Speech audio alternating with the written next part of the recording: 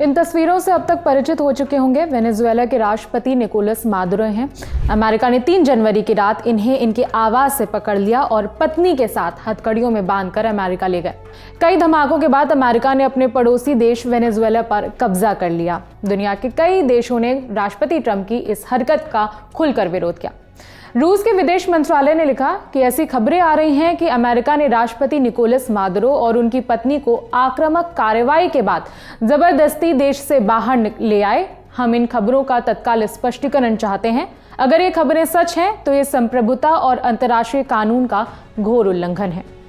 चीन के विदेश मंत्रालय ने भी इस घटना का विरोध किया। एक्स पर लिखा कि चीन स्तब्ध है।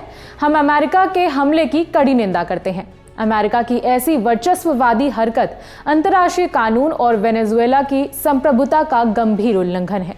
हम अमेरिका से अंतर्राष्ट्रीय कानून के सिद्धांतों का पालन करने और दूसरे देशों की सुरक्षा का सम्मान करने का आह्वान करते हैं। भारत की तरफ से भी एक एडवाइजरी जारी की गई।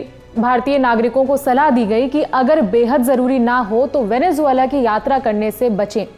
इसी के साथ एक हेल्पलाइन नंबर भी शेयर किया गया है ताकि वहां पे रह रहे भारतीय अपनी मदद ले सकें। ब्राजील के राष्ट्रपति लूला डा सिल्वा ने लिखा कि वेनेजुएला पर हमला करके उनके राष्ट्रपति को बंधक बना लेना अस्वीकार्य है। अंतर्राष्ट्रीय समुदाय को इस घटना पर कड़ी प्रतिक्रिया देनी चाहिए। दूसरे देशों पर हमला करना कानून का उल्लंघन है। ब्राजील इन कार्रवाइयों की निंदा करता है।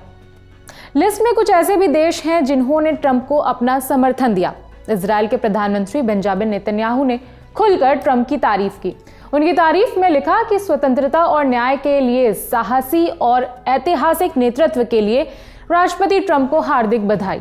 मैं आपके दृढ़ संकल्प और बहादुर सैनिकों की शानदार कार्रवाई को सलाम करता हूं। यूनाइटेड किंगडम के प्रधानमंत्री कीर स्टारमर ने लिखा, ब्रिटेन लंबे समय से वेनेजुएला में सत्ता परिवर्तन का समर्थक रहा है। हम मादुरो को एक अवैध राष्ट्रपति मानते थे और उनके शासन के अंत पर हमें कोई दुख नहीं हुआ। ब्रिटेन सरकार आने वाले दिनों में अमेरिका के साथ बदलती स्थिति पर चर्चा करेगी।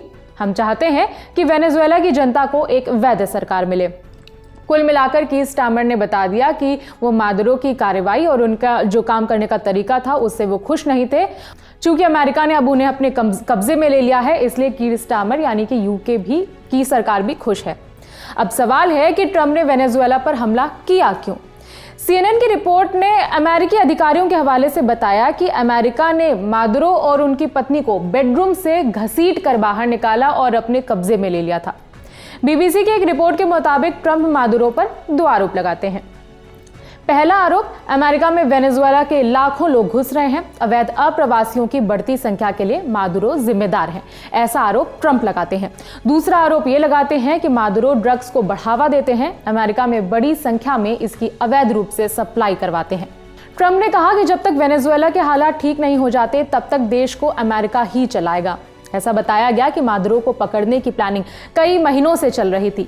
3 जनवरी की रात के लिए जो एक्शन लिया गया उसकी भी कई बार पहले रिहर्सल हो चुकी थी।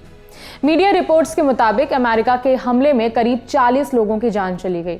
एक दावा यह भी किया जा रहा है कि वेनेजुएला में उपराष्ट्रपति डेल्सी रोड्रिग्स को अंतरिम राष्ट्रपति बनाया गया है। वेनेजुएला के सुप्रीम कोर्ट ने डेल्सी को कार्यभार संभालने के लिए कहा है। इस खबर में फिलहाल इतना ही। बाकी अपडेट्स हम आप तक पहुंचाते रहेंगे। मेरा नाम है विभावरी। देखते रहिए दी ललन टॉप।